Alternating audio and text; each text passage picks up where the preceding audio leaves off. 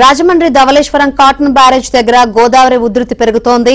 ప్రస్తుతం బ్యారేజ్ దగ్గర నీటి మట్టం 13.40 అడుగులకు చేరుకోవడంతో ఒకటో ప్రమాద హెచ్చరిక కొనసాగుతోంది.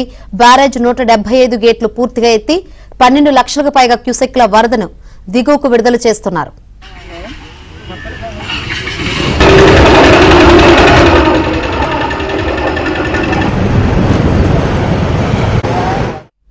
మరోవైపు గోదావరి ఉధృతితో కోనసీమ జిల్లాలోని పలు లంక గ్రామాలు జలదిగ్బంధంలో ఉన్నాయి. దీంతో నాటు పడవలపైనే ప్రజలు రాకపోకలు కొనసాగిస్తున్నారు. అల్లూరు జిల్లాలో పలు చోట్ల ప్రధాన రహదారులపైనే వరద నీరు ప్రవహిస్తోంది.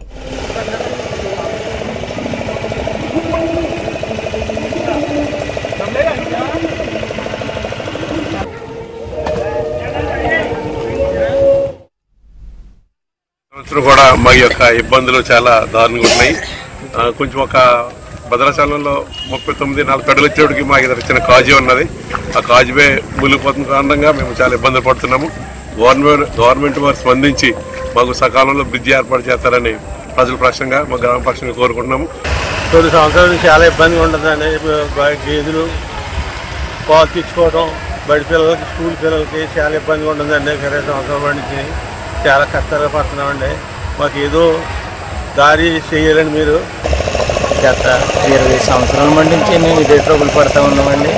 చాలా కష్టాలు పడుతున్నాం. ఎందుకంటే ఏది అత్యవసరం సరుకులు తెచ్చుకోవాలన్నా, పిల్లలకి ట్యాబ్లెట్లు తెచ్చుకోవాలన్నా, లేకపోతే ఏ కాయగూరలు తెచ్చుకోవాలన్నా, ప్రతి వస్తువుకి కూడా చిన్న చిన్న వస్తువులు కూడా ఇలా నోటి పొలాల మీద వస్తున్నామండి.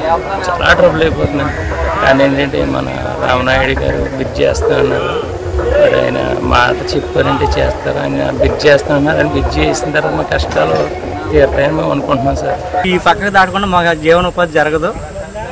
దాని మమ్మల్ని కొంచెం ప్రభుత్వం మా కష్టాలని కొంచెం గుర్తించి త్వరలో ఇక్కడ మా కాజ్వే వంతెన నిర్మాణం చేస్తానని అంటున్నారు. తొందరలో నిర్మాణం చేసేయాలని